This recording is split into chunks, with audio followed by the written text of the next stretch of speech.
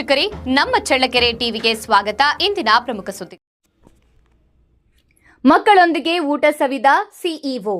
ಸೋಮವಾರ ತಡರಾತ್ರಿ 8 ಗಂಟೆಗೆ ಜಿಲ್ಲಾ ಪಂಚಾಯಿತಿಯ ಮುಖ್ಯ ಕಾರ್ಯನಿರ್ವಾಹಕಾಧಿಕಾರಿಗಳಾದ ಡಾಕ್ಟರ್ ಎಸ್ ಆಕಾಶ್ ರವರು ಚಳ್ಳಕೆರೆ ತಾಲೂಕು ಪರಶುರಾಂಪುರ ಗ್ರಾಮದ ಮೆಟ್ರಿಕ್ ನಂತರದ ಮತ್ತು ಮೆಟ್ರಿಕ್ ಪೂರ್ವ ವಸತಿ ನಿಲಯಗಳಿಗೆ ದಿಢೀರ್ ಭೇಟಿ ನೀಡಿ ಪರಿಶೀಲಿಸಿದ್ದಾರೆ.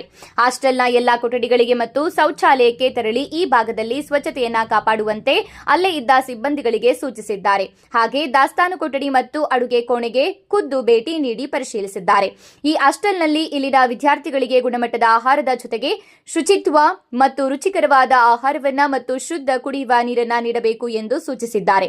ಹಾಗೆ ವಿದ್ಯಾರ್ಥಿಗಳೊಂದಿಗೆ ಊಟವನ್ನ ಸವಿದು ವಿದ್ಯಾರ್ಥಿಗಳೊಂದಿಗೆ ಸಂವಾದ ನಡೆಸಿದ್ದಾರೆ. ಹಾಸ್ಟೆಲ್ನ ಒಳಗೂ ಹಾಗೂ ಹೊರಗೂ ಸ್ವಚ್ಛತೆಯನ್ನ ಕಾಪಾಡಿಕೊಳ್ಳಬೇಕು ಎಂದು ತಿಳಿಸಿದ್ದಾರೆ. ಹಾಗೆ ಎಸ್ಎಸ್ಎಲ್ಸಿ ವಿದ್ಯಾರ್ಥಿಗಳೊಂದಿಗೆ ಮುಂದಿನ ಶೈಕ್ಷಣಿಕ ವಿದ್ಯಾಭ್ಯಾಸದ ಕಡೆಗೆ ಹೆಚ್ಚು ಗಮನ ಹರಿಸಿ ಮುಂದಿನ ಭವಿಷ್ಯದ ಕಡೆ ಒತ್ತು ಕೊಟ್ಟು ಓದುವಂತೆ ತಿಳಿ ಹೇಳಿದ್ದಾರೆ. ಮೊಬೈಲ್ ಬಳಕೆಯನ್ನ ಸಂಪೂರ್ಣವಾಗಿ ನಿಲ್ಲಿಸಿ ವಿದ್ಯಾಭ್ಯಾಸ ಮಾಡಿ ಎಂದು ವಿದ್ಯಾರ್ಥಿಗಳಿಗೆ ಸೂಚಿಸಿದ್ದಾರೆ. ಈ ಸಂದರ್ಭದಲ್ಲಿ ಹಾಸ್ಟೆಲ್ನ ಅಧಿಕಾರಿಗಳು, ಸಿಬ್ಬಂದಿಗಳು ಮತ್ತು ವಿದ್ಯಾರ್ಥಿಗಳು ಉಪಸ್ಥಿತರಿದ್ದರು.